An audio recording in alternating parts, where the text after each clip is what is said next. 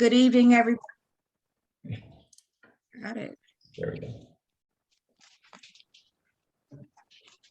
Good evening, everybody. And today is September 28th. This is the Ferguson City Council meeting. We are now calling this meeting to order. Please stand for a silent prayer.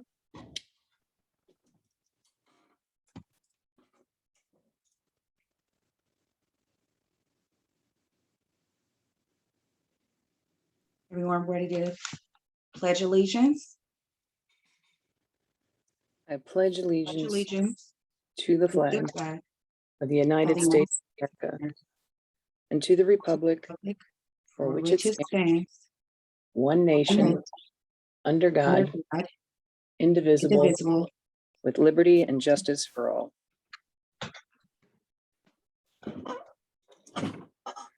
All right, Chris, would you mind calling the roll call, please?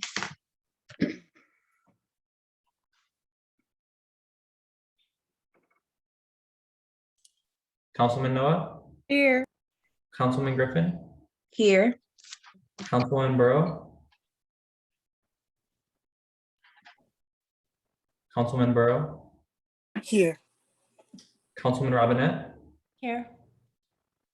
Mayor Jones, Councilman Lipka, Here.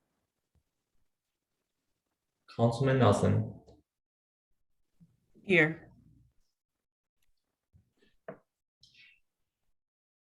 We have 6 present, 1 absent. Okay, thank you. Just to let everyone know, the mayor is not going to be here tonight. So I will be serving as pro tem. Just wanted to let the public know. Public comments. Citizens interested in speaking were asked to submit their comments via email prior to the meeting by Monday, September 27th at 5 p.m.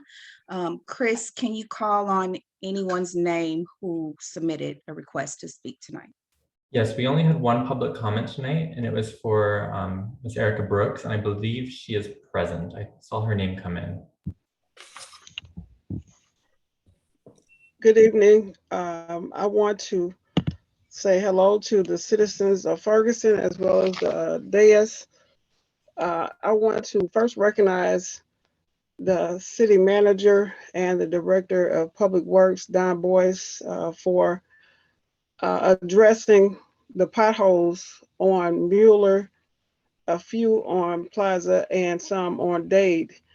The ones in particular that I want to recognize on Mueller, at the house in front of the house 353, it had a really serious hole there, and first you all planted, but now I saw the people today, some construction company, they laid down some concrete in front of the house because they said it was a pipe problem that happened. And so I want to thank you all for providing a safe area for that home, as well as another home.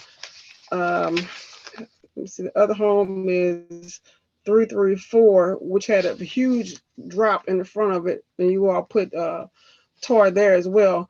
And some other homes that I want to recognize is where you all put some patches at.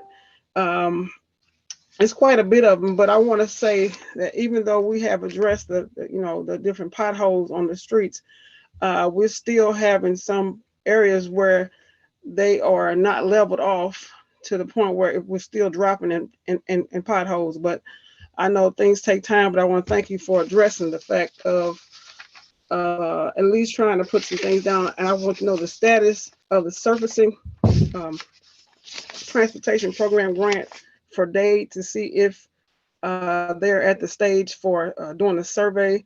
And I also want to say that when it comes to the different derelict houses and the vacant properties, I want to know what is being done to actually use your restoration program to allow our area, especially Plaza Heights, which I'm speaking for, to be able to be an asset and not a liability to the city of Ferguson.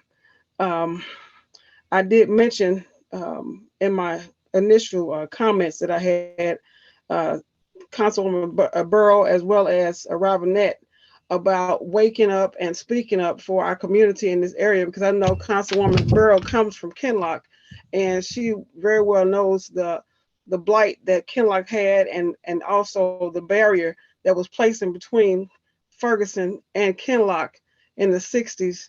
And so when it comes to the image that was placed on the Black people in this area, then when the council person was called Kirsten, and now, like I said, he put the same image on the Black people in Kinloch that he's doing, that our city is doing for us as Black people here, as far as the high crime, as far as the blight that we have, and all other negative things that our city encounter. So I'm trying to ask that our city council members rise up and have our streets resurface, not just patched, but resurface, because the holes in the street are still shaking the infrastructure on every street that I mentioned, Mueller, Plaza, as well as Dade.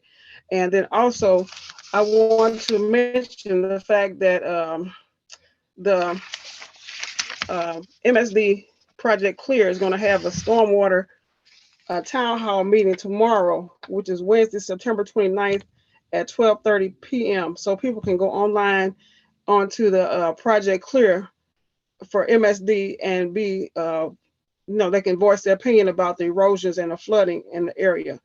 And especially, like I said, on Dade. And as far as the resurfacing is concerned, I had mentioned to the city manager and to the mayor that it doesn't make sense to resurface that area when you have homes, particularly 212, 220, and 224, that have complained about the collapse of their sewage drains in their yard. So it doesn't make sense to cover that up without getting that done. So if you all could address, the city council members, Tony Burrow, as well as Helen Robinette, address those collapsed sewer drains before they actually resurface that street, I would appreciate it, so you all don't waste taxpayers' dollars. So I thank you very much, and you have a nice evening. All right, thank you. And Chris, just to confirm, that was the only person that we had. Okay, so we're going to end the public comment section at this point. Let's start with the manager's report. Mr. Osterberg. Yes, thank you, Mayor Pro Tem. Good evening, everybody. First, I just want to kind of piggyback off of what Erica Brooks was saying. I want to extend a great thank you to our Public Works Director, Dawn Boyce. I encourage you all to go out to look at Ford Street. Work was just completed recently on that street, and it looks quite sterling, if I say so myself. Just really, really great work. Please, if you have an opportunity, go out and see that. Moving on, I have a brief COVID update. With the kind of the ebb and flow of COVID, we're once again kind of in a situation where we're getting kind of contradictory information about numbers. What I can say is that after having spoken with the county, that it looks like we are finally maybe plateauing on our case rates, going up week to week. So hopefully we will see those numbers of our cases go down moving forward. Currently, within the past 2 weeks in the city of Ferguson, we've had about 240 cases. I'm hopeful that in 3 weeks, we'll hopefully see kind of the beginning of that downward trend, and then be in a position where we could talk about reconvening in person for meetings, so long as people are vaccinated and wearing masks, of course. The next thing I wanted to go over is my follow-up on my ARPA presentation. Chris, could you make me the host so I can share my screen? Eric, please remember not to speak in acronyms, because some of us don't know them. Yeah. Oh, yeah. I'll go over that at the beginning of the here in just a second. I will, be mindful of that. Show all windows. Okay. Share and present. Are you all seeing the full screen presentation? Yep.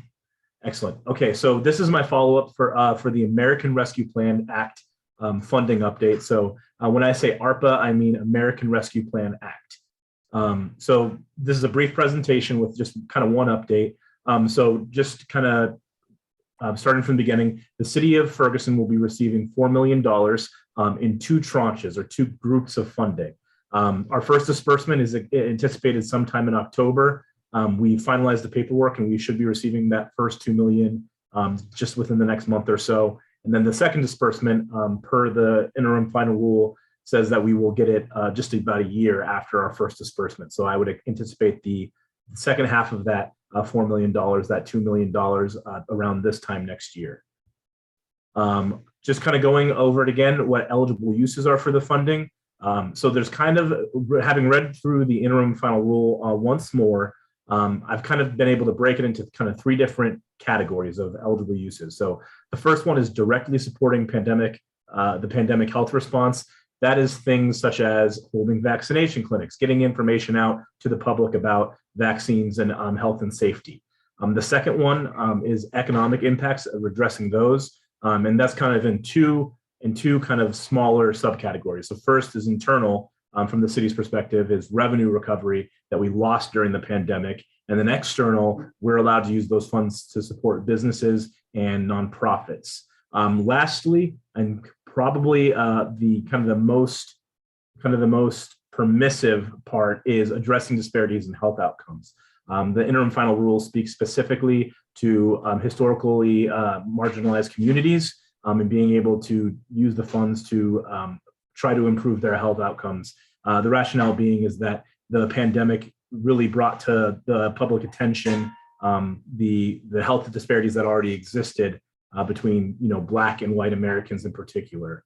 There's an asterisk on this eligibility. As I've mentioned before, we are operating with this funding under what is called the interim final rule, meaning that it's a final rule that's subject to change, which is kind of a headache. But I anticipate that towards the end of this year, we'll have a better sense of what additional uses of funding we can use. So I want to kind of go over what I had said in my first presentation, give a more concrete example that when we are using this funding, we have to establish what's called a nexus to COVID and kind of the overall intention of this funding. So nexus is just a fancy word for what provides a justification for a use of funding. So as I had mentioned, we have one of the buckets that we could use the funding for is addressing disparities in health outcomes.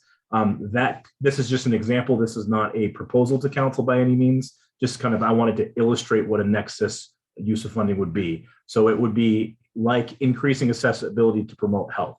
The rationale might go that biking is a relatively low cost transportation solution for communities who might not be able to afford cars. So if the city is using the funding to build out bike lanes throughout the community, that might support that community's health outcomes. So as you can see, it's a little bit roundabout, but it has that nexus, that linkage ultimately back to the COVID pandemic. Moving on, something that became having spent some additional time researching something that was mentioned in a lot of specifically the Government Finance Officers Association's kind of press release and guidance materials about ARPA, was just this idea and this reminder that ARPA funds are a one-time source. So we should be very mindful of how we use them to not kind of tie ourselves up fiscally in the future. So basically, non-recurring revenues should not be used for recurring expenditures. So that means that this funding really should not be used for additional staff members because that funding is eventually going to go away. The federal government will not be giving us $2 million each year, so we just need to be mindful of that.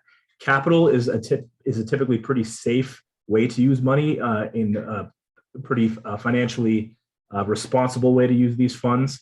The one caveat I'd give is that as you build out capital or purchase more capital, you're going to have future maintenance costs or replacement costs, or the expectation that if we buy a new shiny a piece of equipment, that we're going to have to replace that at the end of its life sometime. So we just want to always be mindful of the future. And then lastly, programs. We really should not be using these funds to establish new programs, but one of the things that the guidance calls out for, both in the interim final rule and from our professional organizations, is that this funding is a really great opportunity for essentially research and development. The idea being you can pilot new programs that you might not have otherwise had the funding for, kind of just test the waters, design, development, things of that nature. Lastly, the most substantial update is this is my public engagement campaign proposal to council. I would really love some time to get some feedback from you all. What I'm proposing for engaging the public would be 2 virtual meetings held over Zoom, one in October, one in November, 2 in-person meetings, one morning and one evening in November. an ARPA webpage that we would put on our city website, just a landing page that gives a video overview about what ARPA funding is. Again, that's American Rescue Plan Act dollars. General info, just kind of a brief overview text-based, like a paragraph or two of narrative, and then official guidance from the federal government and other professional organizations stored on our city website. And then lastly, I think it would be good to have an online ARPA idea submission box. This is something that you've seen around the state and around the country for cities reaching out to citizens about how they think that the funding should be used. My idea would be that we would set kind of an end date when we're no longer going to be collecting any more ideas. And then I would come before council and kind of break down what we're hearing from the citizens. And then we could go into the discussions about how we wanted to use the funding. And that concludes my presentation and my update about ARPA, or again, the American Rescue Plan Act. Okay, thank you, Mr. Osterberg. Did anyone have any questions in terms Yes. of council? Ms. Lipka? Yes, so Eric, on the public engagement concept that you just discussed, Yes. the online, are you thinking, because what I'm picturing is like a page on the website where people can go in and type in some ideas. Is there a possibility of keeping that open for everybody to read? For, for instance, on my website, my clients can make a request for music, but we keep it open so other guests can see that that request has been made, so you're not having repetition, or maybe somebody wants to add on to a thought. So, I would say that the submission box idea should be open to the public to read. So like if Heather puts one out there and I put one out there and then Fran puts one out there, Fran can read mine and Heather's. Yeah, so what we could do is we could set it up so as people are submitting, before they even submit an idea, they can see existing ideas, and then maybe we'll figure out how to have an existing tally of people who already support those ideas, as to not, that will help staff too, so we're not inundated with going through thousands of requests and trying to sort them out. The other question I was going to ask you is, I know at our last council meeting, when you brought this up, later in the meeting when we had the public hearing regarding the CDBG money, we had some of the citizens, Mildred Kleins had asked about lighting on her street. And we've had other people since then that have come to us as council members and informed us of really dark streets that need to be corrected. So you had mentioned how you could create a nexus there. So yes, the interim final rule, I'm kind of spacing on the exact language right now, but it does say that things that abate provide public safety through abating violence in particular, the funds can be used for. So kind of the rationale would be the presence of lights in streets have demonstrated that it reduces violent crime. So therefore the city is using the funding for that project.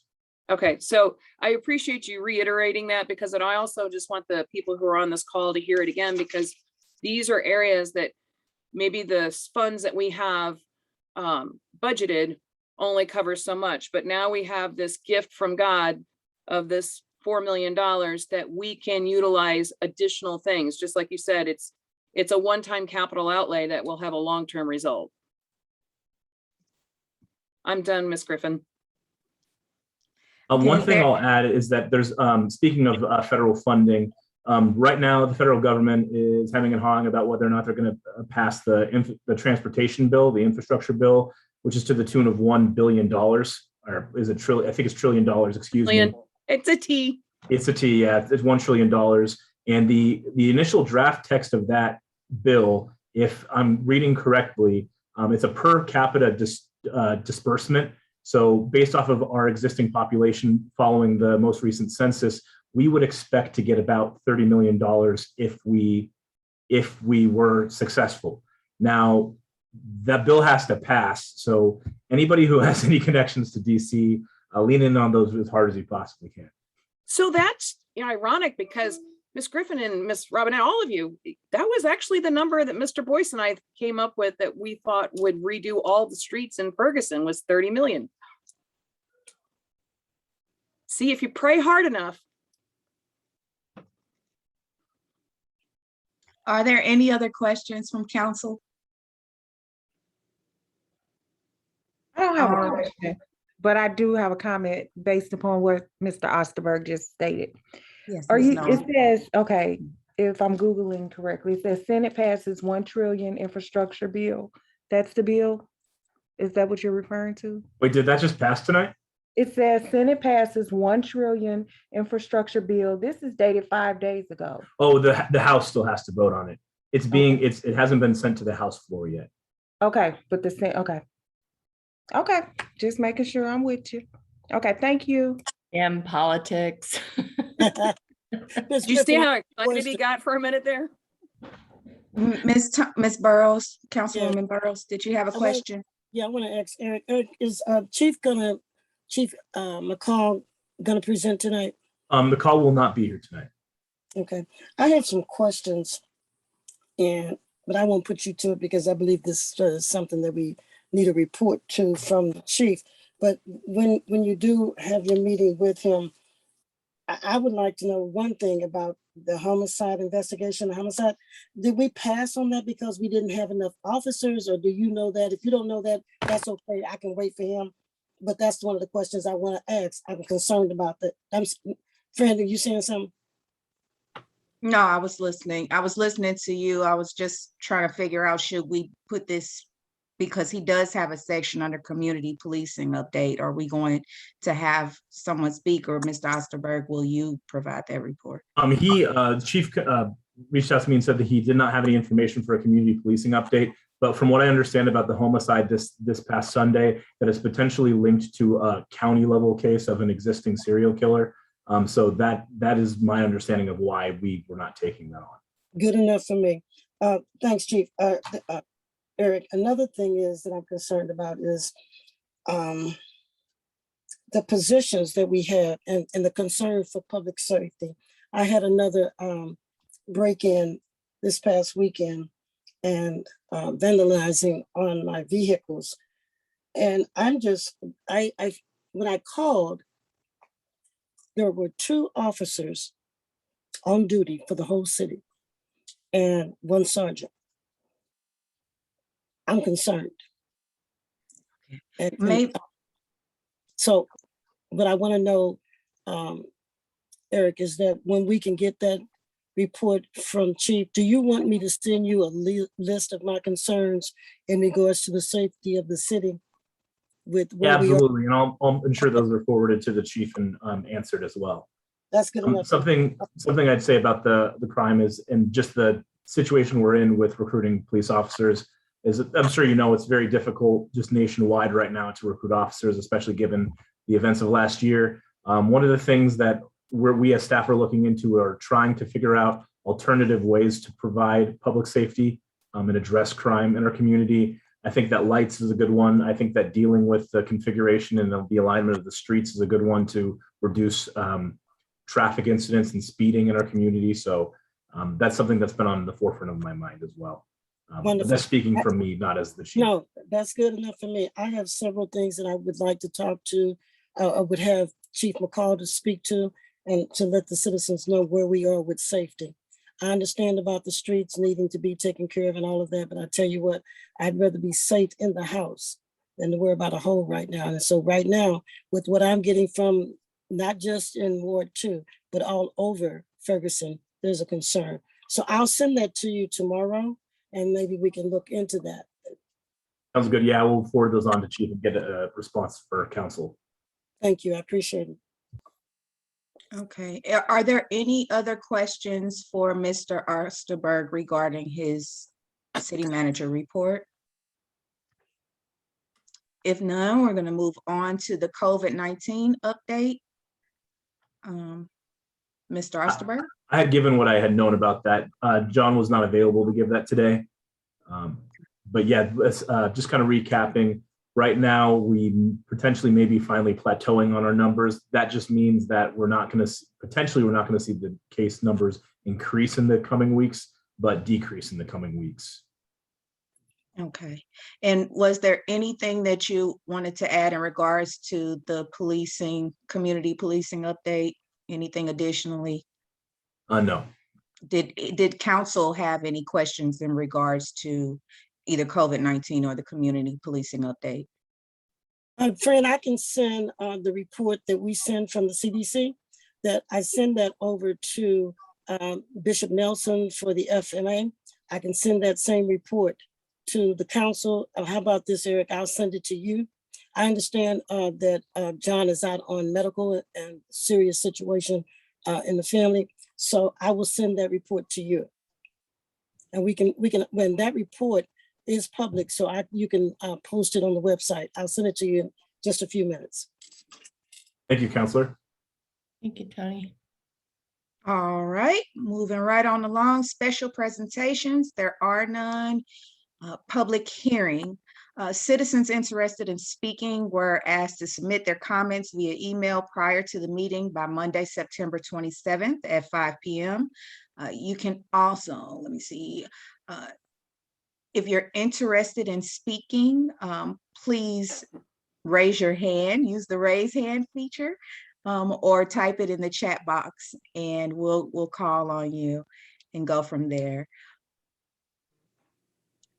Chris, was there anyone who submitted any statements for the public hearing prior to? I did not receive anything prior to, and then I'll keep monitoring it as the presentation goes on to see if anybody raises a hand, and I'll take note of that. Okay, so we're going to start on the 2021 ad valorem tax rate. City Manager Osterberg, would you mind providing the information regarding our hearing? Yeah, this is an annual report that we give to City Council, and I'm just going to hand the floor over to Lexi Miller, our Finance Director. Mr. Osterberg, thank you, Council. It's a pleasure to be here tonight. Chris, if you could allow me to share my screen. You should have I'm sorry? You should have access. Okay. Share screen 1. Okay, sorry. So this is a current, this is a, let me see, can you see this? Wrong screen. Can you see it? Yep. Okay, so every year we have our property tax levy hearing. This is, as Mr. Osterberg has stated, it is an annual occurrence. So once again, I'm here to present to you what our tax rate hearing, our levy is going to be for this year. So just a couple of things for people that aren't really aware, our tax rate is based off of our assessed valuation within the city. And that is done by St. Louis County, and we receive that report every year. We also receive, if you apply, if like you appeal for your tax rate, like when you get your assessed valuation and you appeal it, it goes to what is referred to as the Board of Equalization within St. Louis County. And then they adjudicate whether your assessed valuation needs to be changed. So we get a final report from St. Louis County on the assessed valuation of all properties within the city limits. That we usually get that around the middle of September. So we received ours on September 15th, I believe, by the end of business that day. So this is a report that is as up to date as we are able to use for setting our tax rates going forward. So a little bit about our assessed valuations. And one of the things that that we want to always think about is you always want to have your assessed valuation, as much as a lot of residents don't want their assessed valuation of their property to go up. We really do want it to go up. And the reason why is because if your assessed valuations are going up within your community, whether it's residential, commercial, or personal, that shows that your community is, if not actually thriving, it's at least striving. We're taking steps in the right direction. If your assessed valuation continually goes down, that shows that you're a community in decline. And so what this slide here shows is that we are a community on the rise. And I think that's a good thing. And I think it's a good thing for all of our residents to hold on to, that we've had our dark days, as is evidenced in our decline on our assessed valuation, but we've gone back up. And I think that's a big thing that we need to start focusing on, is that we kind of hit our low, and now we're edging back up. We as St. Louis County is reassessed every other year. So we're reassessed on the odd years. So we do it every other year. So you can see sometimes where there's kind of a stagnant, where it kind of stays the same for 2 years. And that is because the assessed valuation, they don't reassess. It's just based on assessed valuations and any new construction. So that would be really the only fluctuation. As you can see, everything has pretty much gone up except for personal property tax. that kind of took a big hit, and then it's kind of wavered around the same kind of spot for a little bit. And it kind of maybe dipped down a little bit this year. And that could be anything from, you know, new vehicles or not new vehicles. So that kind of fluctuates a lot anyway. And then the next question we always get is where do our tax dollars go? So you get a tax bill, and your taxes are based, all of these numbers are based on a per $100 of assessed valuation of your property. And so if you look at the top section, which is the state of Missouri's tax, the county's general tax, their health, the county's health fund, the park maintenance, the bond retirement, the zoo, the special school district, the sheltered workshop, all of those, the state of Missouri and St. Louis County they get about 25.6 of the tax dollars that you spend or that you have to turn into the county. So your tax bill comes in, about 25.6 of that is strictly just for the state of Missouri and St. Louis County. The really big one is the Ferguson Florissant School District. They get 56.6% of the tax of your tax bill. So they get the majority of the taxes, and they charge the majority of your taxes. Ferguson Library has a small tax that they charge, about 4.1% of your overall tax bill. And then the city of Ferguson, we have our general assessment, we have a parks and recreation tax, and we also have the general obligation bonds debt service. And so all of those together, you're at about 13.6% for fiscal year, or that makes about 13.6% of your overall bill. So it's not a whole lot in comparison to everything else. So I know that the tax bills are big, and everybody's worried about assessments going up because it affects their tax bill, but we do want our assessments to go up as a community. And really and truly, city of Ferguson doesn't get nearly as much as you would think out of that tax bill. And there's just a lot of people that are taxing at the same time. So I just want to make sure everybody was aware of that. So finally, we move into the fiscal year 2021, 2020-2021 in our assessed valuations as well as our tax rates. So as you can see, the fiscal year 2021 residential post Board of Equalization tax rate is $126,344,220. So that's gone up about $14 million, or about 12.7%. Again, agricultural went up about $1,720 or 11%. And commercial went up about $3,962,000 or 8.4%. So it's an overall tax rate increase, or over assessed valuation increase of about 10.5%. And so the way the assessed valuation, we get our assessed valuation, and then we have the state auditor has a calculator that is used to calculate what the tax rate is going to be, because we have a tax rate ceiling that is our maximum levy that we're able to go to. We also have a requirement that because of the Hancock rule, we're not able to charge more than the CPI, or Consumer Price Index, which is determined by the State Tax Commission, which is what they consider inflation to be, which this year is 1.4%. So we're only allowed to go up by 1.4% plus any new construction. So they take all of that into consideration. So our assessed valuation, and then they take that 1.4% Consumer Price Index, considered the State Tax Commission's inflation number, and that is how they determine what our tax rate is going to be. Excuse me. So if you look at our tax rate from year to year, this year for 2021, the general revenue is going to be 0.6320, and it used to be 0.7290.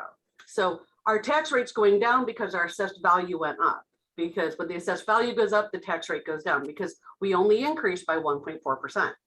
So when you see a $20 million increase on assessed valuation, it's not a $20 million increase in revenue nor in charges to the residents. So that's how that smooths that out. So if you look at this, we're looking at, for residential rate, we're looking at a total of about 0.7900 is our tax rate for residential. We have a separate rate for agricultural of 0.5430 and 0.8840 for commercial, as well as a 0.9980 for property tax. So that is how we determine what our taxes are. And it's based on that calculator. All of this shows that it is a decrease of about 12.6% for the residential, 2.3% for agricultural, 6.9% for commercial, and a 2.3% decrease in tax rate for personal property. Now, again, we're only allowed to go up by a certain amount, and our assessed valuation went up, our tax rates went down.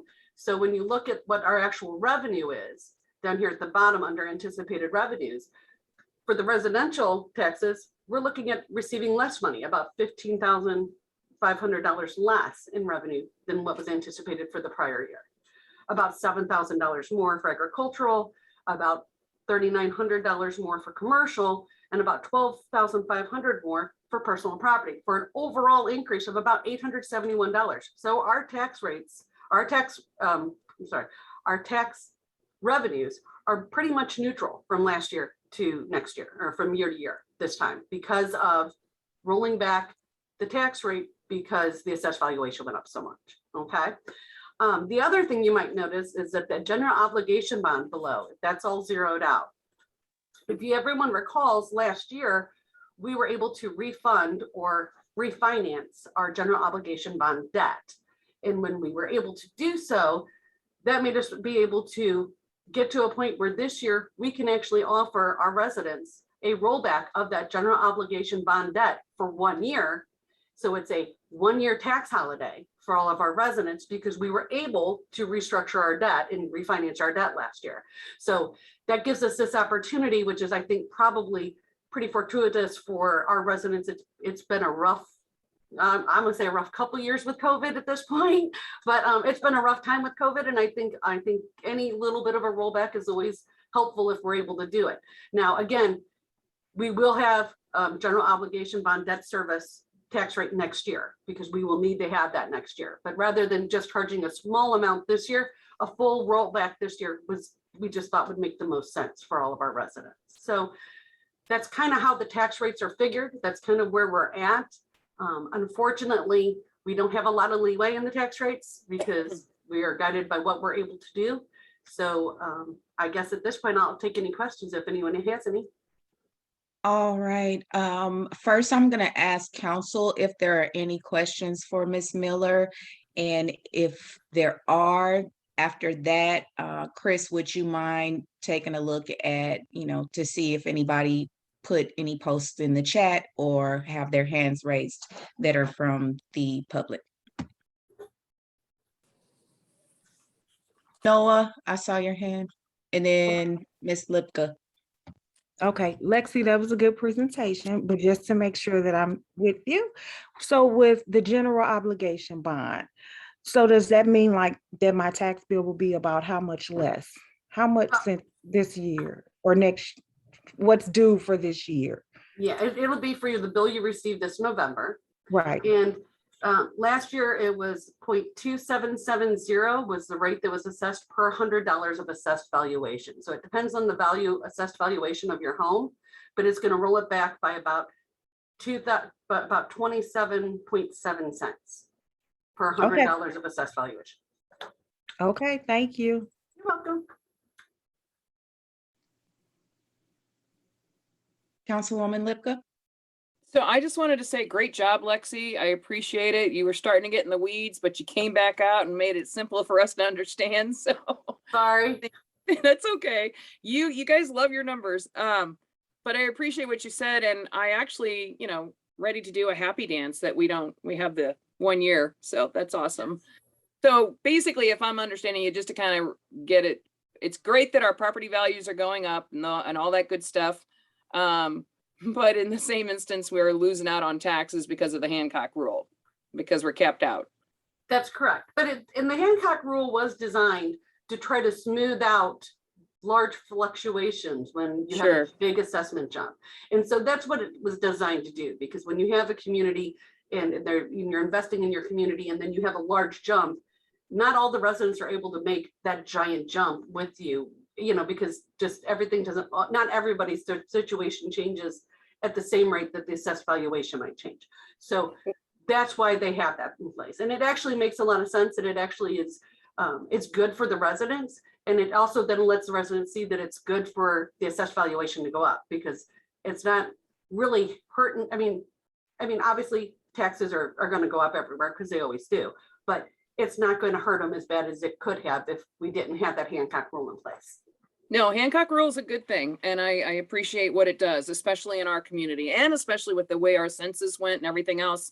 It is something that is very beneficial for us with our numbers going down. Yes. But I think everybody should jump in when this meeting's over and do the happy dance, because you get a year break, so. Woo-hoo! Thank you. Lexi, as always, thank you so much for your diligence. We appreciate you. Thank you. Right. Are there any other council people that had questions? If not, we're going to rotate back into the public comment section. I do see that we have someone whose hand was raised. Miss Brooks was the only person that I see have their hand raised, and there was no comments, so. Okay, Miss Brooks? Yes, I want to ask Lexi, under what category does public transportation fall under, and how much does the sales tax go towards that? Public, like, you mean like Emmett, like Metro? Yeah. Okay, well, let me go back here. Let me just see if I can restart my slide here. I don't show it on here. Well, unless it's under road and bridge. So St. Louis County Road and Bridge, let's see. It might be part of the state of Missouri. It might be lumped in with state of Missouri tax. Yeah, I don't think that's part of Ferguson. Yeah. That's not our purview. Right. Right. So I couldn't tell you what that is, but I think in this slide, it's just lumped in as part of state of Missouri. I don't really know what Metro's tax rate is. I mean, Okay, because I know when I was doing the process of retaining our bus service, and I asked people about that, like Metro and also the counties like that, they would tell me that you all should have an idea as to how much of our sales tax goes toward our public transportation.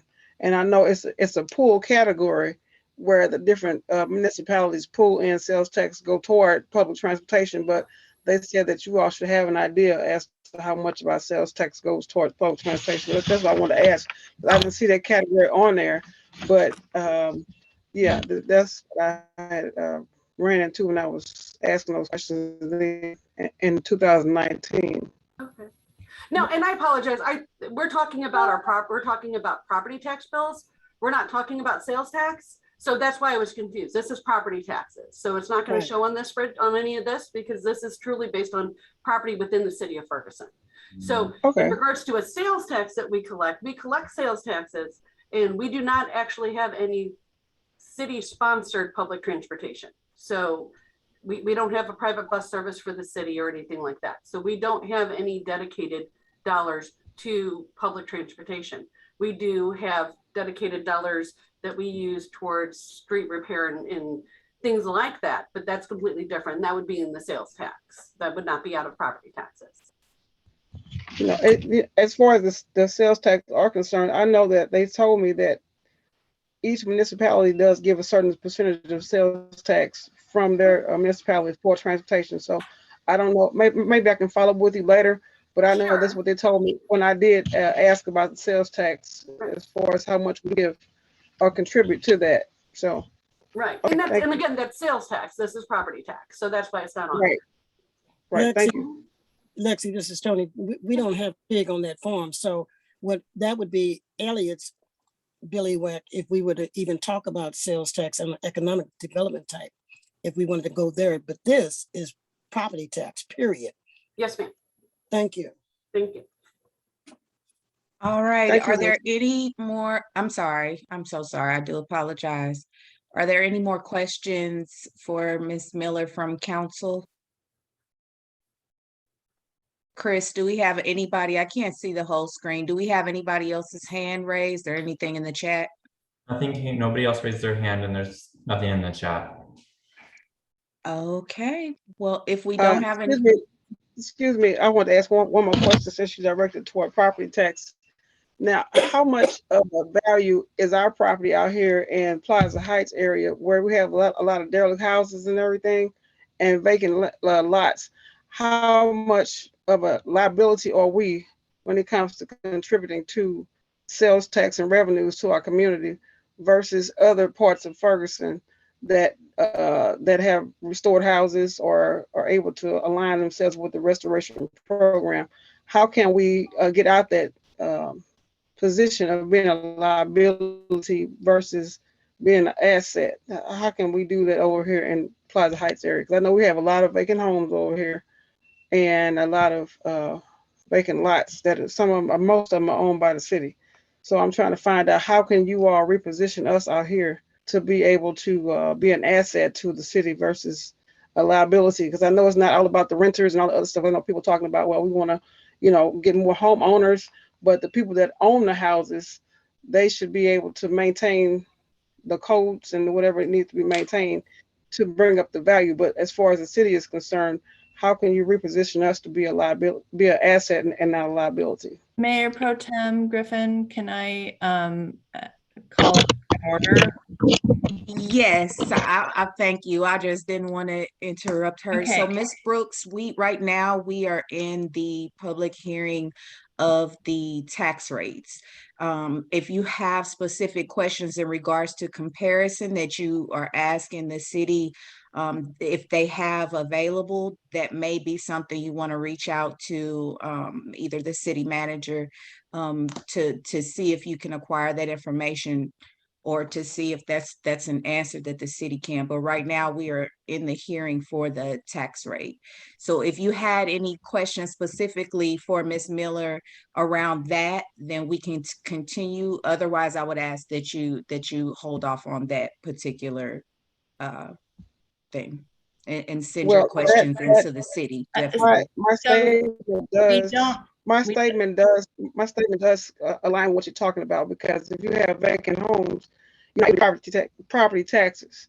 So when it comes to me asking the question of how can the city realign us as far as the houses that you all do own and the vacant properties, and you're not able to receive any revenue or anything of sales tax, how can you all readjust that situation and put us into the restoration program to be able to receive more revenue and sales tax and be an asset and not a liability? So it is around what you're talking about.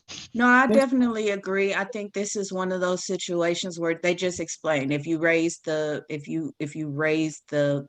assessed value of the home, then that's where your savings come in. And that came from the presentation that Ms. Miller just provided. But let me ask Mr. Osterberg, is there anything that you wanted to add to that in response? And then we will, if there's no other questions, we'll close the public hearing after this. Nothing for today, but that is something that I'll take into consideration and maybe think about what to bring in before council. Ms. Brooks, would you mind please sending Mr. Osterberg a follow-up email just so that we can keep it on our radar, and then, we can get back with some of those answers to your questions. I mean, I do believe it is important for, important questions, but again, this was specifically for the hearing. Okay, thank you. I will. Thank you. All right, if no more questions, No. we will go ahead and close the public hearing at this time and move on to the consent agenda, city council meeting minutes, regular meeting minutes. This is for May 11th, 2021, June 8th, 2021, July 27th, 2021, August 24th, 2021, and September 14th, 2021. Do I have a motion to approve the minutes? Naquita Noah makes a motion to approve the minutes from those dates stated. Yeah, second, Heather Robinette. Ms. Noah made the motion. Councilwoman Robinette seconded. All in favor, say aye. Aye. Those opposed? None. The ayes have it. Let's move on to special meeting minutes. This is for May 10th, 2021, May 12th, 2021, May 28th, 2021, and June 23rd, 2021. Do I have a motion to approve the special minutes? Special So meeting moved. minutes, rather. So moved, Linda Lipka, Ward 1. Tony Barrow, second. Right? It's been moved and seconded. We ready to call the vote? Everybody in favor, say aye. Aye. Those opposed? I hear none. The ayes have it. Let's move on to board and commission meeting minutes.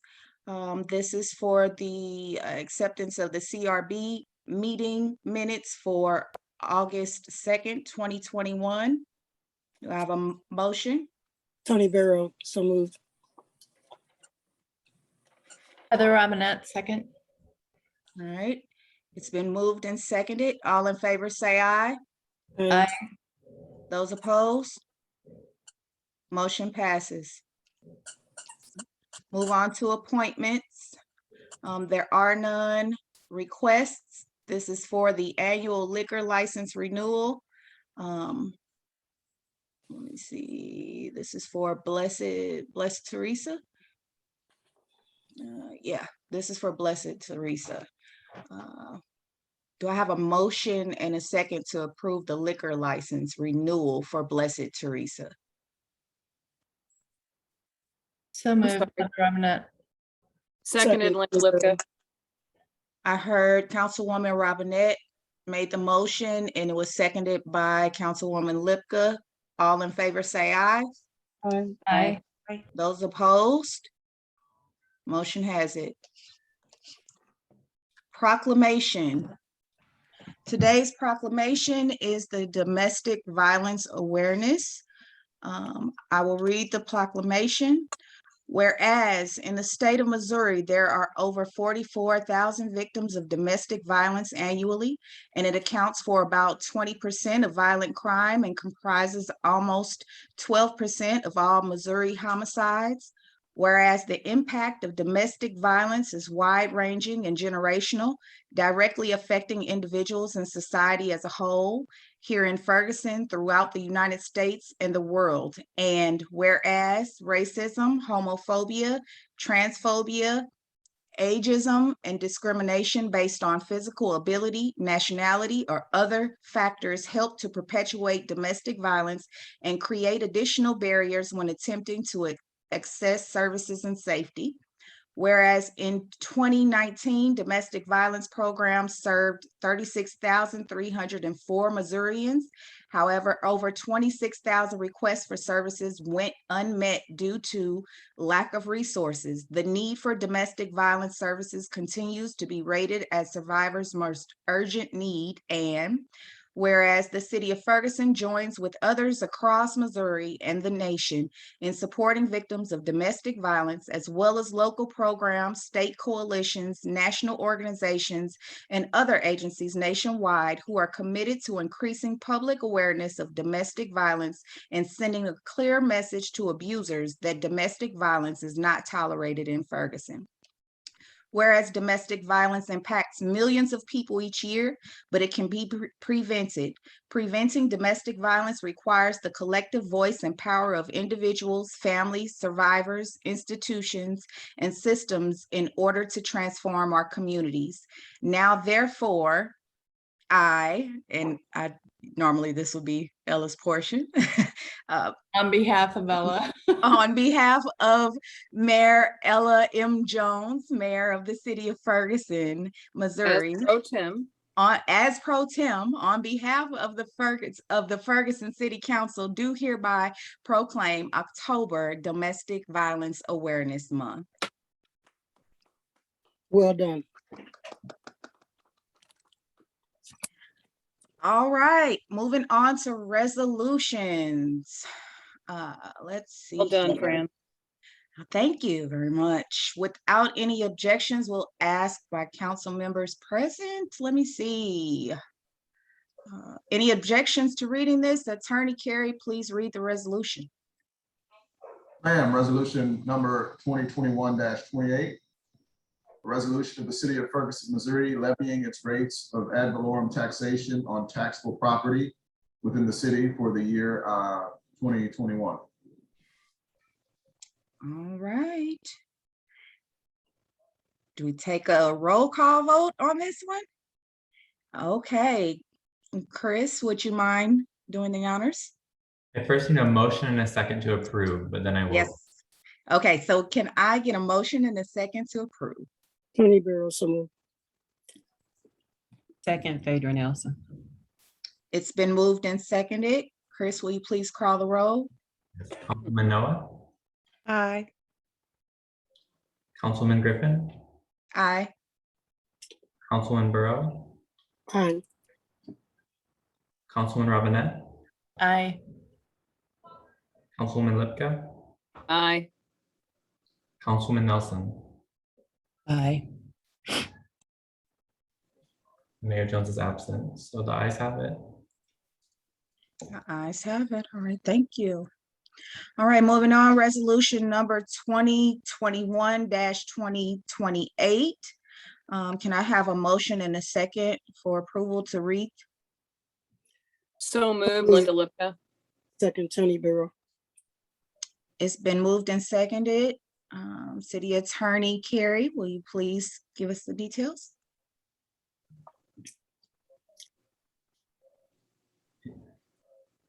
You're muted. You're muted, Apollo. Oops, sorry about that. That's quite all right. We're reading bill number 7214, correct? We are reading resolution number 2021-28. 21-20. I think that's the one I just, well, by my agenda, that's the one I just read. Oh, yeah, yeah. Yeah, a resolution of the city of Ferguson, Missouri, levying its ad valorem tax rate. Okay, I got it here. I'm sorry. No So worries. we are done with the resolutions. Let's move Yeah. on to bills requiring first reading. There are none. Right. Bills requiring second reading, bill number 7214. Can I please have a motion and a second to read? So moved, Tony Burrow, so moved. Seconded, Linda Lipka. All right, it's been moved and seconded. Please Attorney Carey, will you please read the bill? Yes, ma'am. Bill number 7214. An ordinance of the city of Ferguson, Missouri, granting a special use permit to Kevin Rhodes for the purpose of operating a barber shop at 1028 South Florissant Road, subject to the conditions, restrictions, and requirements set forth herein. All right, can I have a motion and a second to place a vote? Phaedra Nelson, so moved. Nikita, no, a second. It's been moved and seconded. Chris, please call the roll. Councilman Griffin, Aye. Councilman Burrow, Aye. sorry, Councilman Robinette, Aye. Councilman Lipka. Aye. Councilman,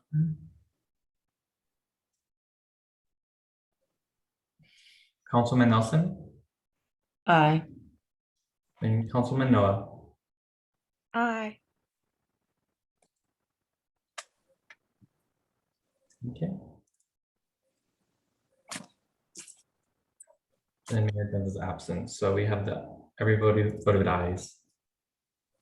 All right, ayes have it, motion passes. Unfinished business, Mr. Osterberg, you wanted to make mention something? Yes, so I neglected to provide an opportunity for Nicole Barton to give an update about the consent decree and some of the public engagement pieces that requires earlier in my manager report, so I just wanted to hand the floor to her. Okay. Barton? Good evening, Mayor Pro Tem, members of the City Council, and members of the community who have joined us this evening. Thank you for allowing me to give an update on consent decree. We are about to begin our second series of small group dialogues between members of the community and members of the Ferguson Police Department. If you wish to participate in the second series of small group dialogues, you can do so by going to the City of Ferguson website. Under news and announcements, there is a tab that says help improve and reform your police department. And the next series will begin next Wednesday, October the 6th, and will run October the 20th and November the 3rd. And if citizens agree to participate in all 3 of the dialogues, their name will be entered into a raffle. And at the end of the dialogues, and we will pick participation prizes for people who have participated in all 3 of the dialogues. In addition, our next quarterly consent decree status hearing will be on Thursday, October the 7th at 11 o'clock a.m. And you can find the link to participate and listen in on the quarterly status hearing on the City of Ferguson website as well. Thank you, Mr. Osterberg, Mayor Pro Tem, and members of the City Council. All right, thank you. Did council have any questions for Ms. Barton? I'm seeing none. Any other unfinished business? So, Ms. Griffin and City Manager, since we're in unfinished business and I didn't get a chance to speak up during boards and commission meeting minutes, could I speak up now and just kind of update people on the FSBD meeting? Yes, please. Okay, so we had FSBD, for those of you that don't know, that's a Ferguson Special Business District. Some things that came up during that meeting, just to kind of give everybody an update, there will be no Northern Lights this year. Northern Lights is now going to roll into Winter Palooza with the Parks and Rec Department. So that will be December 4th. And if you've paid attention, they also have a candy cane run coming up. So it will be a coordination between FSBD and the Parks and Rec. So Parks and Rec will have a festival format throughout the day, and then FSBD will be in charge of the parade. So we will have a parade on, I think it's December 5th. I apologize. Let me look and see again on my notes. December 4th. So there will be a parade. You'll be able to fill out the applications to get your group or your car or your school or your nonprofit into the parade. It will probably, I think it's going to be from Ferguson Baptist down to 501, and FSBD will also be hosting the tree lighting. So the city will be hosting the Winter Palooza and FSBD will be hosting the parade and the tree lighting. And it will all be on December 4th. Also, some of the questions that came up, there will also be a pumpkin walk in the business district. And basically what will happen is the businesses will all have pumpkins that they're going to carve out, and people will be able to walk through there and enjoy the whole fall festival format. And they're working on putting together some pumpkin carving activities for the community, as well as the city is doing that too. If you haven't noticed already, there's going to be 3 dates for that will coincide with the Halloween celebration. But the FSBD will be also having something going on in their business district as well during that time frame. And then there will be Small Business Saturday will be coming up the Saturday after Thanksgiving.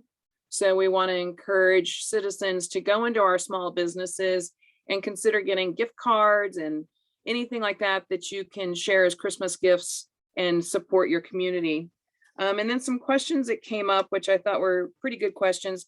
Now, and this is something that you'll probably need to educate yourself on, Mr. Osterberg, but we used to have a TIF in the business district, and a portion of that TIF went into the FSBD budget, which then required them to present their budget at budget time because they were receiving city monies from the TIF. The TIF is now gone. And so they only receive the monies from their special business district licensing. So the question is, what's the possibility of them no longer having to be scrutinized during the budget process for their budget, because the money they spend is the money they receive, it's their money. So instead of being scrutinized as part of the budget system or the budget sessions, they would prefer to now have the ability to just present a budget for for overall inclusion to the city's whole process. That's one thing. Also, the question came up that they would like to change the fiscal year from the city's timeline to the timeline that reflects the license renewal of the business licenses, because that's where they get their money. So they would like to look at the possibility of shifting their fiscal timeline from that, if possible. So that would be their fiscal year being May 1 to start and ending on April 30th. Or changing the licensing timelines to reflect the city's fiscal year. So if we can't change our timeline and our fiscal year, could the city change the business license requirement timeline to match the fiscal year? So everybody's on the same level. And then another concern is we would like to see some attention paid to the Cosmo Bar. Apparently there's being a lot of complaints there with activities that are not good happening in the parking lot, very loud for the residents, drug paraphernalia left on the parking lot, people walking around with guns in plain view in a situation where you have alcohol. So just not a good combination of things. Good night, Ben. Good night, Claire. And that would be something that I would request that we have our police department look into, because we need our business owners to be responsible and have integrity on our strips. So that's it.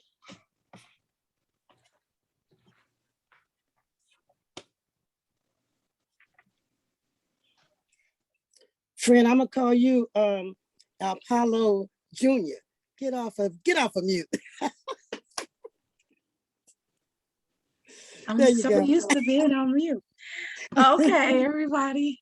Well, is there anyone else that had any other unfinished business in terms of council? Ms. Noah, Councilwoman Yeah. Noah. Yes, ma'am. I do have unfinished business, but I want to ask, can I ask a question or comment on Linda's unfinished business? Can I do that? Okay, Miss Linda? is that okay, Linda? I just wanted to ask regarding the Cosmo Bar. I agree, those concerns are valid. However, is the landlord addressing those concerns as well? So my understanding is that the landlord is trying to address some of those, and he is working with his tenants. So this is not the first time anybody's heard of anything, and it's not the first time action's been requested. It's the first time you're hearing it from me. Okay, thank you, because it's a relationship, it takes all parties, so. I know, and they know too, yeah. So I appreciate your question, and I'm glad to clarify that. Yes, there are people who are involved, but now it needs to be more publicly handled by our police department and our city staff. Okay, understandable, thank you. So my unfinished business is related to the Ferguson Neighborhood Improvement Program. We touched base on this a few months ago. I asked a couple of questions, just wanted to follow up. Eric, you weren't here, so the FNIP is one of our boards, commissions, and so is there Miss Noah, can I tell you that I've been doing my work on that for you? Can I answer my questions, and then Sure. afterwards, then if you have, we can, so is there, are there any plans to support current homeowners, especially our seniors, qualified homeowners? When will the FNIP meet again? The last I looked, I saw there was a meeting 10/20/20, I believe. I believe there's $517,135 on the statement of net assets. Is there documentation that explains how the funds are being invested? Because on the last time when I asked, I believe we were told that the funds are being invested. We just want to be able to help our homeowners however we can. People are struggling, and especially our seniors. I'm vulnerable when it comes to our seniors. So if there's anything that we can do, so again, just to make sure we're clear, $517,135 on the statement of net assets. Is there any documentation that explains how the funds are being invested? What are FNIP's plans to support home improvement for seniors and qualified, homeowners? When will FNIP meet again? And those are my concerns, and now I'm finished. Okay, Councilwoman so, Lipka.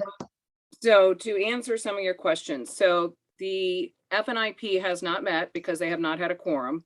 When their meetings have come up, their quorum has not been available.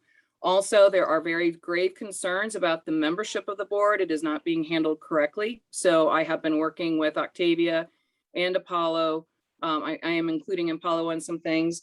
Also, the board, when you go to the manual that explains each board, what is written about Ferguson Neighborhood Improvement Program is actually not correct. Because when you go to the mission statement that was adopted in 2004, the mission statement said the mission of the Ferguson Neighborhood Improvement Program is to improve the quality of life and foster a spirit of community among the residents of Ferguson. FNIP fulfills its mission by offering programs and services to increase the pride, distinction, and livability of its neighborhoods, and to improve the appearance of the value of individual homes. And we do have a loan grant program out there currently. It has, because we have not had a quorum, we haven't had the ability to actually, I believe, to properly promote it, but it is there and it is open and willing to take applications. But I will say that the powers of what is listed in the manual is completely incorrect and does not follow the bylaws of the FNIP group. The FNIP is also a separate entity from the city. So the money that is in there is only held accountable to the people on the board. So in the sense that there is money in there, but it is not part of the city's budget. It is not part of the city's purview. It is separate from the city. It is separate from the budget. So the programs that are wanting to be created, there are a variety of things that are on the table, and we are just trying very hard to get our membership correct and to get our meetings to have a full quorum so we can start moving forward. We've also had the situation where the city dropped the ball on us. So from 2015 to late 2017, there were absolutely no meetings, and the city lost our 501 status. So from 2017 to 2018, almost 19, it took us that long to get our 501 status back, because at that time, nothing could be done with the money because we weren't allowed to touch it either by law. So we got our 501 status back. We got our 501 status from federal after the state, and that took quite a bit longer, which pushed us into 2019. And then Kelly Shelton left and she was in charge. So where we had all these programs going and we were going full steam ahead, and we actually initiated the property restoration program. FNIP created that. And so where we were moving forward, we were meeting with banks, we were creating all kinds of programs. Then all of a sudden, Kelly Shelton left. Jeffrey Bloom became the interim city manager, and Jeffrey decided that he was taking the program away from FNIP, and it got yanked out of our hands. So then it went to Bailey and Elliott, and then it took from that time, 2019 to 2021 to where you are now. And in that time frame, we then, here we were, we had spent all this time working on this, and now we had to figure out what the heck we were going to do next because our big project was taken away from us. So we've been working on different things, looking at different ways to create programs. And then in the interim, COVID happens and the quorums are gone and people don't show up to the meetings. So there's a whole lot of things happening here, Councilwoman Noah. And I will tell you that I understand it's not meeting your needs right now, but at the same time, we are not being neglectful. This is a situation that has a whole lot of stupid circumstances that keep piling up on one another. But the program there will be programs designed, there will be meetings, and we're trying very hard to create a quorum right now. Unfortunately, we've had a reinstatement of somebody that should have never been reinstated. So now we have an issue with somebody who's never shown up to a meeting, reinstated, taking a seat from somebody who wants to be there. So there's a lot going on here that we're working on. So it's a tangled necklace, but we're gonna get down to the diamond. And just, I appreciate that and thank you. And it's not about me, it's about the community. I speak to seniors all the time and they ask, is there any assistance? You know, so I have to speak Well, up and I would for the suggest seniors, that is you know, a I have city, to ask. So, you know, I thank you for that explanation. And again, we'll continue to revisit. But thank you, Councilwoman Griffin. That's all I have. and I would Okay, thank you. also say too to Eric that the request that she's presenting to you of assistance, maybe we could look into the ARP money. I don't know if I'm saying that right. But maybe there's some way of assistance that can be tied into a nexus of COVID. I don't know, but please look into that as well, because it can't fall all on FNIP and it will not fall all on FNIP. Linda, can I say something to that? Thank you, Miss Linda. I'm sorry, go ahead. Miss Linda, Burrow. yes, what I want to say is for Eric and Linda and those that are concerned, the 2 meal that will be coming this year and 2 meal next year in October, when it broken into those 3 entities, there is a place there. If you're a grant writer, the first thing I saw was cha-ching, cha-ching, cha-ching. When it comes down to the health part, we have some senior citizens that all they want is some windows. That can be worked out of that money. Some of them, they need to pay their sales, their property tax. I get calls at PAC all the time. People have $1,800, $2,000 sales tax, but property tax, but they don't have the money. So we cough up the money for them. The bottom line is, I believe, Eric, with some diligence, and Linda, we can work it out of that money. If we use those 3 entities that you brought up tonight, Eric, we can get a lot of this done for our seniors. That money can be, and another place you might want to try is MFH. They got $50 million sitting over in just reserves, and they're using their funds for the same thing that we're talking about right now. So if we could sit down together and talk about where we can pull this from, I would appreciate a meeting such as that. And can I add one more thing, Ms. Griffin? If it's under unfinished business, yes, Yes, please. it's answering Ms. Noah. So Ms. Noah, as I'm going through some of my notes here too, there is an organization called Rebuilding Together, and the program director is Jessica Klosterman, Klostermann, and the phone number is 314-918-9918, extension 110. And she actually does put programs together that's home repairs that allow a person of age to age in place. So that's a program. And then also I did find the information about our loan program. It's called the Good Neighbor Gift, Ferguson Neighborhood Improvement Program.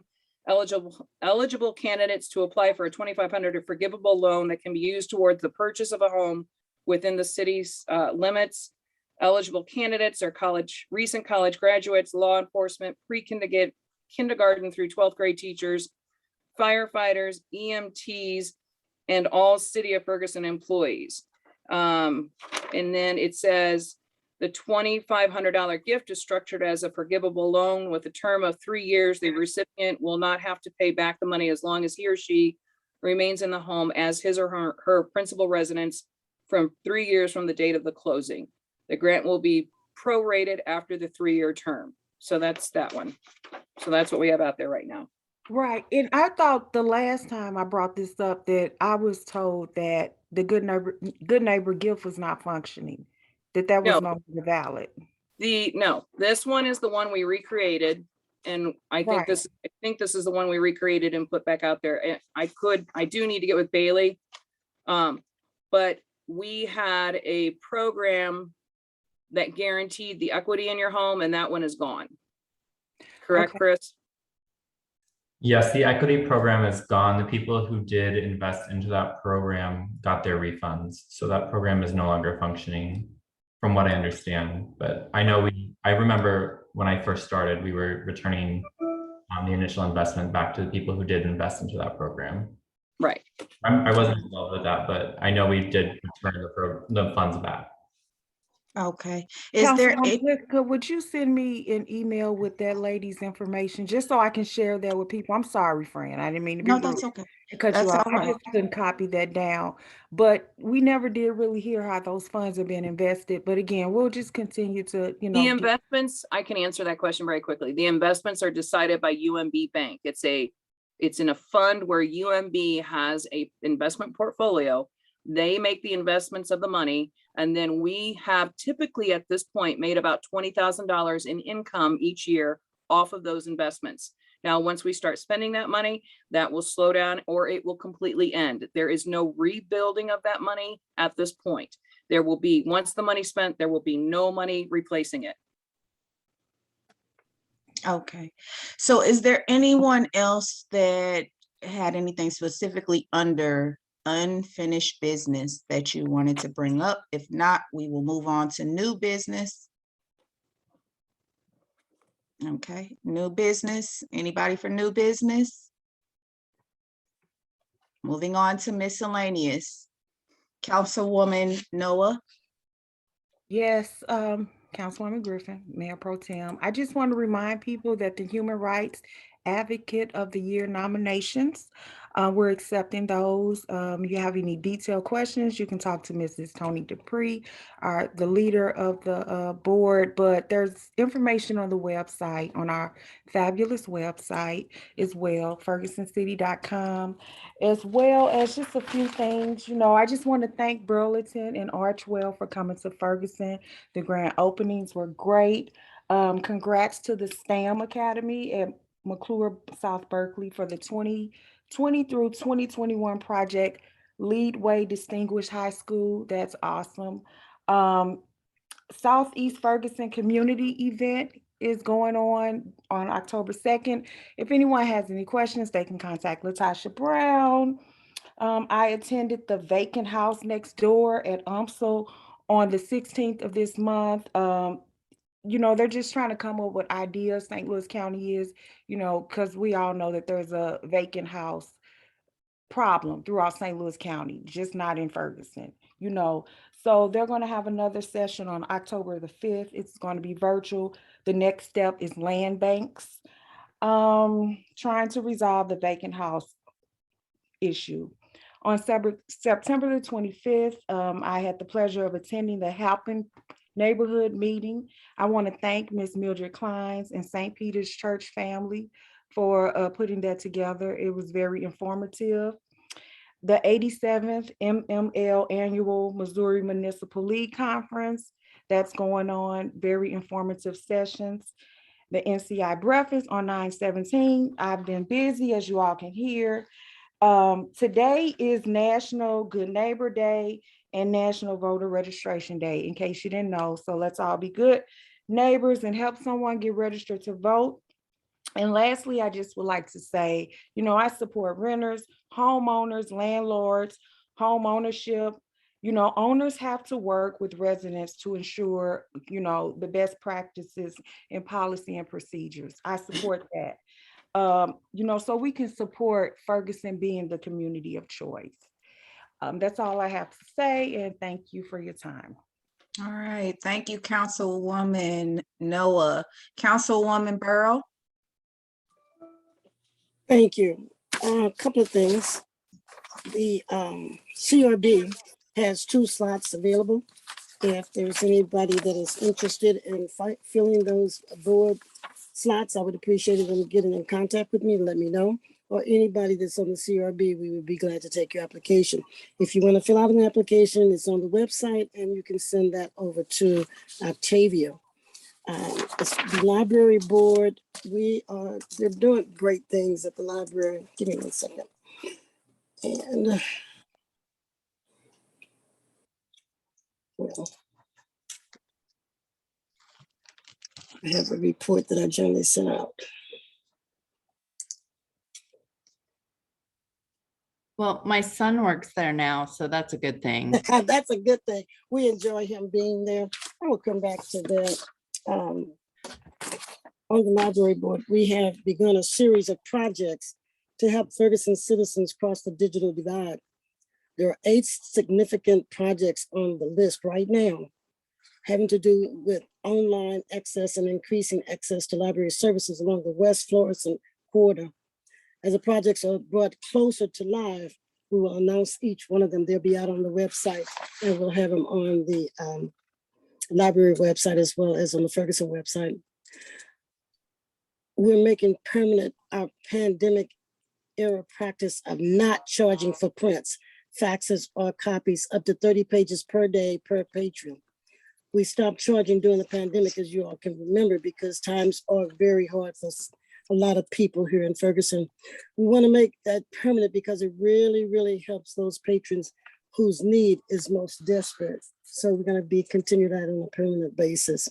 For a side note, I want you to remember that we have been hosting the Salvation Army every Friday morning to help people sign up for rental assistance for the past month or more.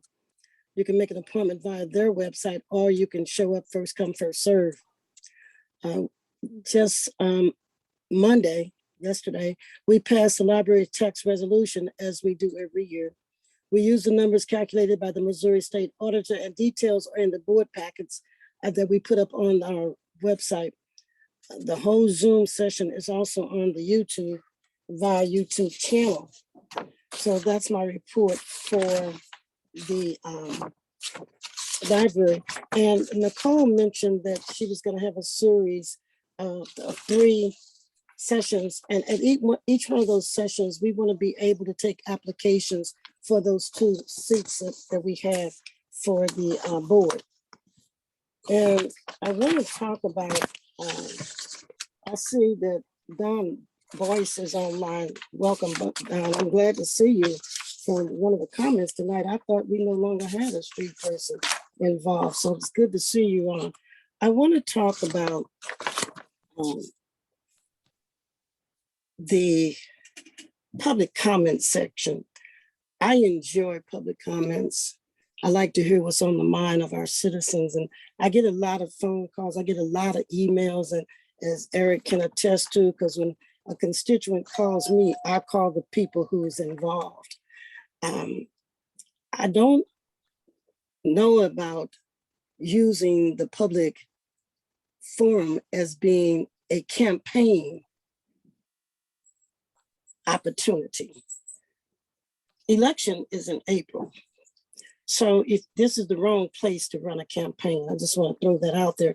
And if you want to be a part of the solution, don't be the problem.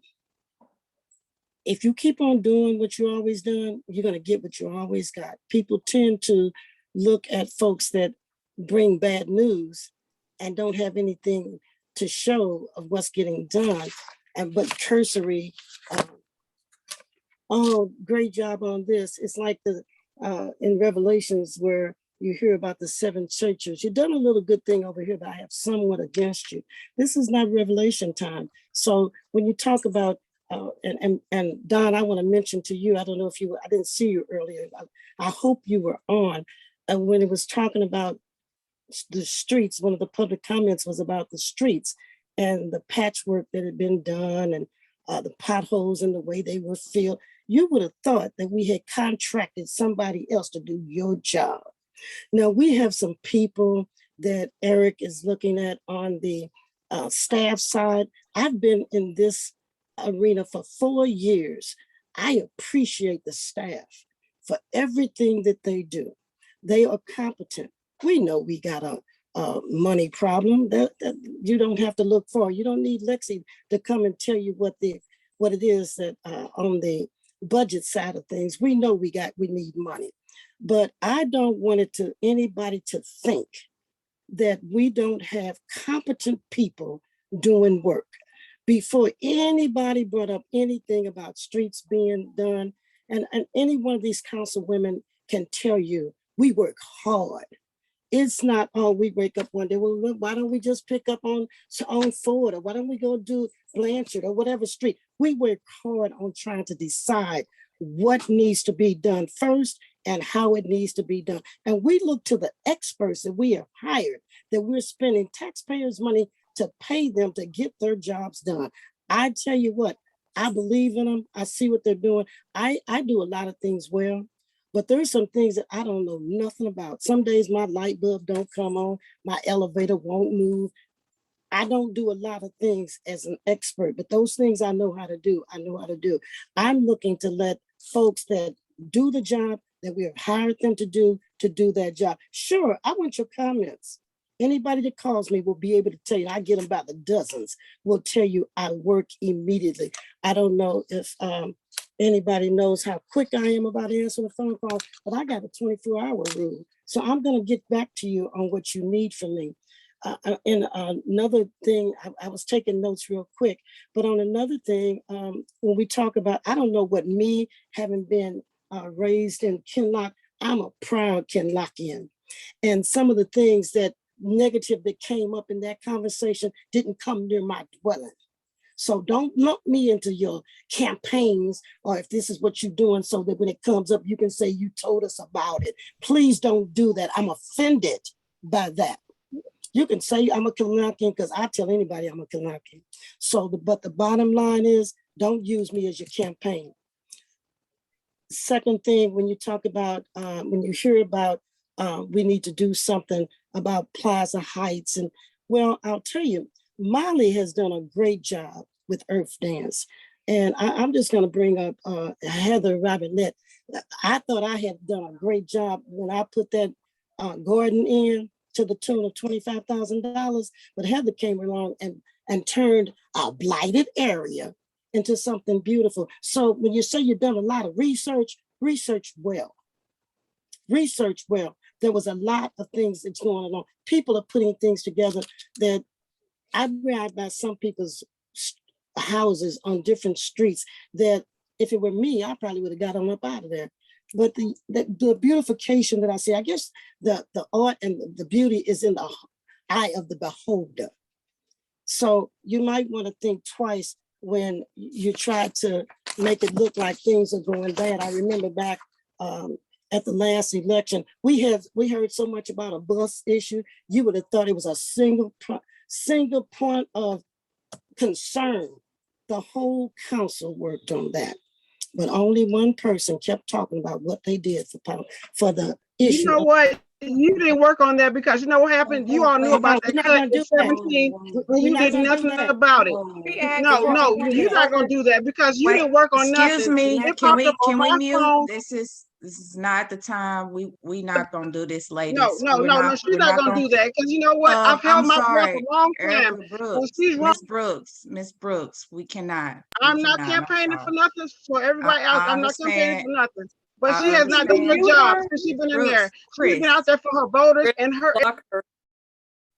I'm so sorry, but we cannot do this. We can't do this. I'm tired of her bashing me. Okay. I understand. I understand. We cannot.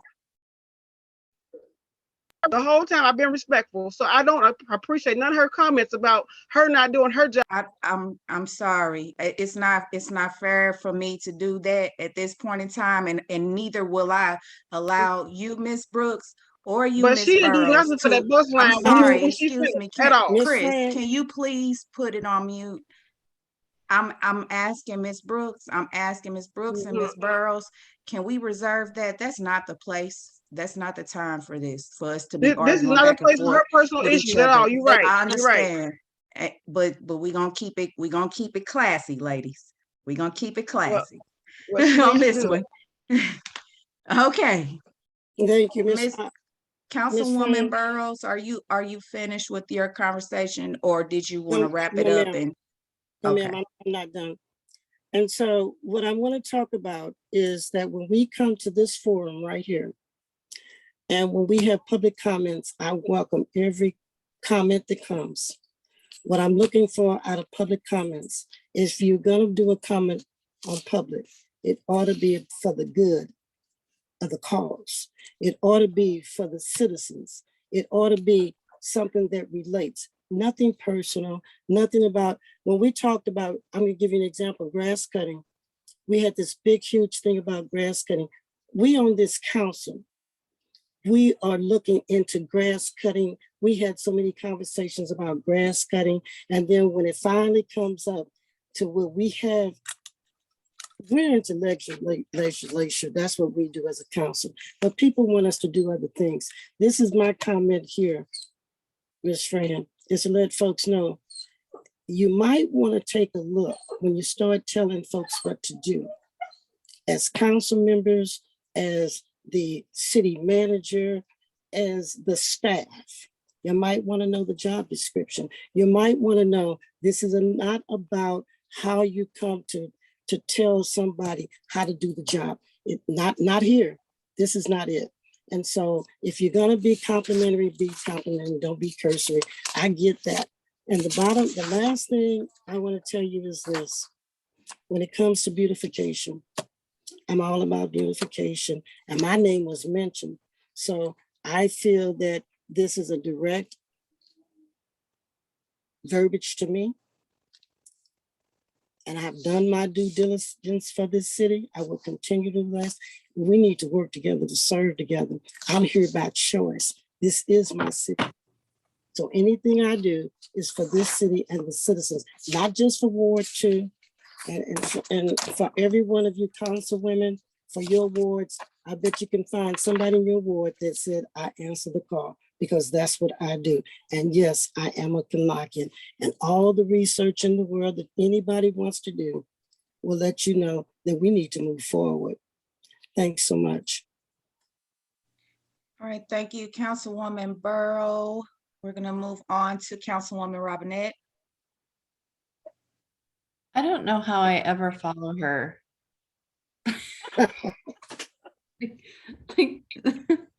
Okay. The one thing that I want to say tonight is I'm so proud of the proclamation.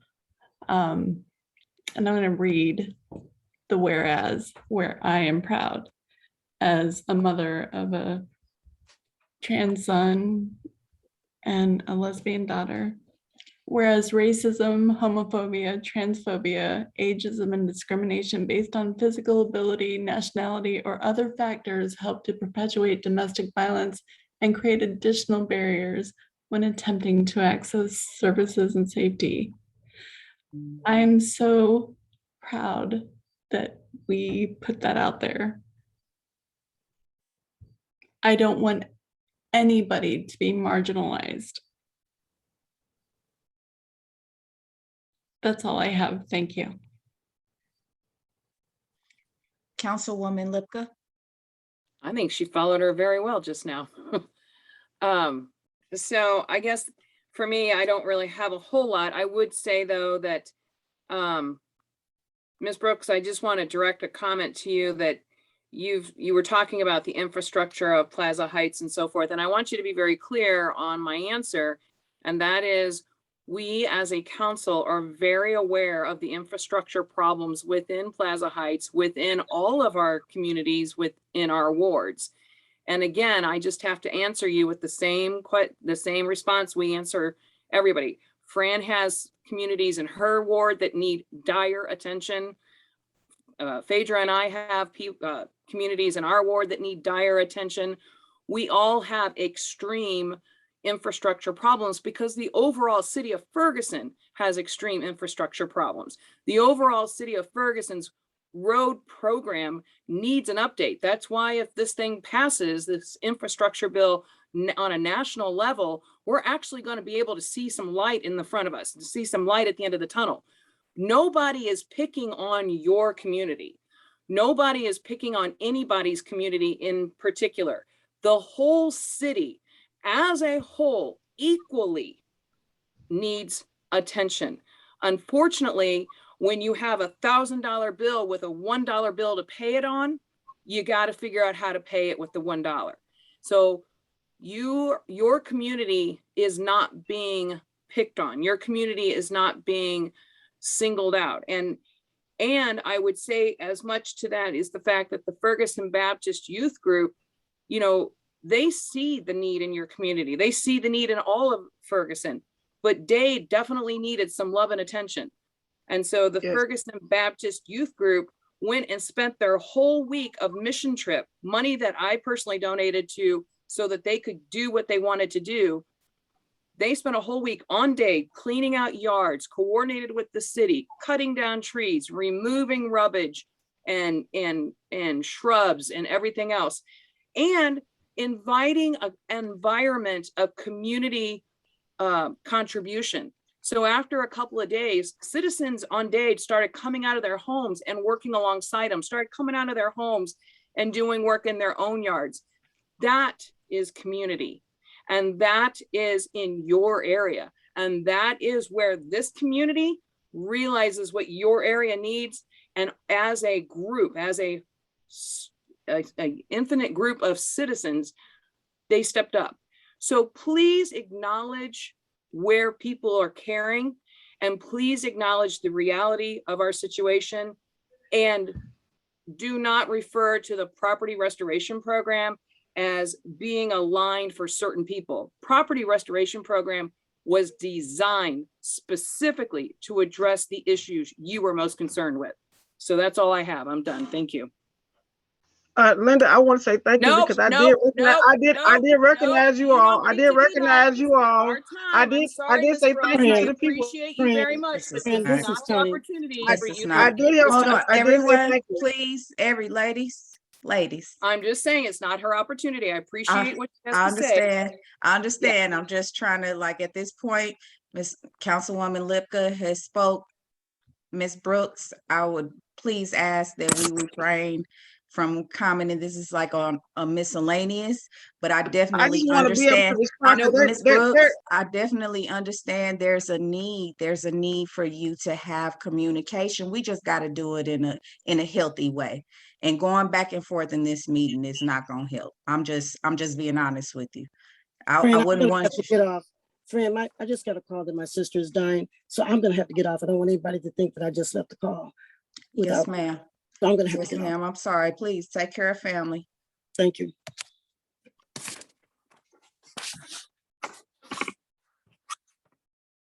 I'm about ready to lose battery. I apologize. You're muted, Fran. Sorry about that. So we've got Councilwoman Lipka. Have you finished up your I'm so done. Yes, okay, ma'am, I'm done. And I'm not mad at Miss Brooks at all. I just was trying to clarify that this is our turn to talk. No, I understand. I don't want us going back and forth up here. Councilwoman Nelson. Yeah, I'm here, Fran. Thanks, Fran. Just a couple of things. I'm really being educated, attending the MML conference, the Missouri Municipal League, which has been going on since Sunday and it ends tomorrow. Very informative. Being a newly elected official, I appreciate being given the opportunity to be able to attend and learn all that I can regarding the Municipal League and our opportunities for the city. Also, I've had the opportunity to attend the UMSO Chancellor's Community Leaders Meeting on the 25th in regards to their State of the University address regarding the 35 acres proposal project and how North County municipalities can be a part of that. So there were a lot of community leaders there. I wish there had been more, but it was a great opportunity to learn exactly what UMSO, which is in our backyard, is wanting to prepare and how that looks for the entire North County area. I also attended the 44th annual NCI North County Inc. breakfast as well, which was a recognition for local leaders for their contribution to the North County region. So that was good networking and good opportunity to see and meet a lot of our community leaders and what they're doing in the community. The ribbon cutting and grand opening for the Ferguson Burlington was phenomenal. And it's always good in supporting new and local businesses.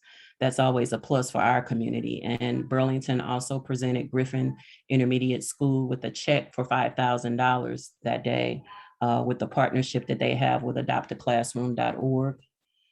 Also attended the Archwell event as well, which is a great community event that they have for their grand opening.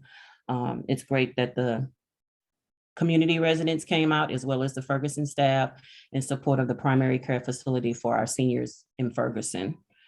I also got to attend the Third Ward Neighborhood Community Engagement Picnic at Halpin Unity Park, and was able to give some insight on how that park is coming about. Ameren finally came out and got the lighting in, so the park does have beautiful lighting in it, and we are in the process of receiving pieces of the pavilion that have been coming in to our Ferguson garage. So we're steadily getting this park completed, getting it done for the community. It was great to see kids out there enjoying the playground. It was great for folks to come out and give their per se regarding of how they see the Third Ward. And that goes back to Councilwoman Burrows and Lipka stating that we care about all of our community, all of our wards, not just our ward. And so I just wanted to piggyback that our whole community, all 3 wards, 1, 2, and 3 are important to all of us as a council. Thank you. Thank you. Let's see. ARCA, so looking forward to receiving the 2 million and us having our community meeting so that we can figure out, what is a priority and what needs to be addressed first and what we can do with that. I'm super excited about that. I mentioned this before, but I just wanted to state, I think it's really important for us to have redevelopment agreements for our apartment complexes. As we can see, we have a high turnover rate, not just with tenants, but with ownership. And we keep finding ourselves in the same situation. So I definitely feel like we should be having redevelopment agreements and I don't know, Apollo, you can fit it legally in a legal standpoint, but I'm just saying in terms of making sure that we're putting things in there to ensure that the premises, the property is being upkept and actually in living conditions for our tenants, because we want the issues to be addressed. We want to give space for owners and investors that are interested in coming in our city to do business with us. However, we also want to make sure that we are protecting the rights of our citizens as well. And we know that it's been a problem that we've had for a while. And so I definitely think we need to put some things in on the front end to ensure that we don't keep ending up in this cycle and that our citizens aren't being impacted. I am definitely in support of any kind of CBA. So neighborhood associations, where you at? We need to start organizing ourselves to ensure that we put things in place to make sure when we have people that are coming into our communities, we're saying, hey, as a community, this is how we want to do business with you, because it impacts the people that live right next door. It impacts the people that are living in our community. And so I think that's important as well. I did want to touch on, and we kind of went over this, Ms. Lipka, thank you so much for giving that historical background about the FNIP, because that is a question that we've always wondered. And for people in the community, I've heard, they don't understand the difference between, okay, this is something that is in budget. I never understood every time we went through budget why we didn't have a line breakdown of the FNIP, why we didn't know what kind of stocks were being invested to, and how these monies were acquired and put into the FNIP. So I appreciate you for going through that, because that helps provide everybody with a clearer understanding of where we're at. I personally feel like it should be added into the budget when we talk about it, so that we can understand where we're at. Because if the money is being acquired on behalf of us, I mean, we've got to know where that money is being spent. I mean, that's transparency at its finest. I'm sorry, it's transparency at its finest. And same thing with the economic development sales tax. I think those are things like we should have a more detailed breakdown when we talk about it in the budget, because that's just something that we don't discuss. And those are dollars. Those are dollars that at some point we're going to be offering programs to our citizens. So when they ask, hey, how much money do you have left over to be able to do that? Like, that council is left in a place where we don't have that knowledge because it is an independent thing. And then I definitely did have a question. You mentioned about Jeffrey taking it away and putting it into Bailey's hands. Were you just speaking on the program itself or the FNIP? The restoration program or the FNIP, rather? The property restoration program. Okay. So we actually had it going fairly much in the same direction, but we had created some additional we were in the process of creating additional partnerships to create new loan programs for the citizens of Ferguson that would partner with, we were looking at 3 banks that we actually interviewed. They came in, they made presentations, and they were going to start creating some really forward-thinking loan programs just for Ferguson residents, lower income residents, that would help them not only get a home loan, but also teach them how to be a homeowner, how to save for major things that happen, like your air conditioner goes out or your hot water heater goes out, those types of things. But it got taken away from us by Jeffrey, and then Bailey and Elliot took it with the same forethought. So what they've created is awesome. I'm not knocking what they've created. I'm just saying we were working on it, and now we're trying to work on some other things that we feel we can address that is not being addressed. But again, it comes back down to a quorum. And as far as where the money came from, the money was in the late 70s and 80s, was put into a program from a TIF, I think, that is no longer in existence. So the money is completely separate from the city and does not answer to the city at all. But the group wants, they want to benefit the city. So so that's what it is. And as far as that stuff goes too, it's an open meeting. Anybody, if you want to come, you can come. We just got to have them so you can come to them. Right. Okay. When you said that, I figured you were talking about the restoration program. I just wanted to make sure that's what you meant. I did want to, there was one other thing I wanted to bring up. In regards to how we communicate, I want us all to be able to like, let's give each other a chance. I do think that it's important as residents bring up specific issues concerning their community or their street, that it's important for us to hear those. I mean, whether we already know about it or not, it gives space for our residents to be able to voice their concerns and then actually be heard, even if it's something that we already know, even if it's something that we know needs to be addressed. And sometimes it just takes, it doesn't take much to just spend a couple of extra minutes just to be able to explain the process. So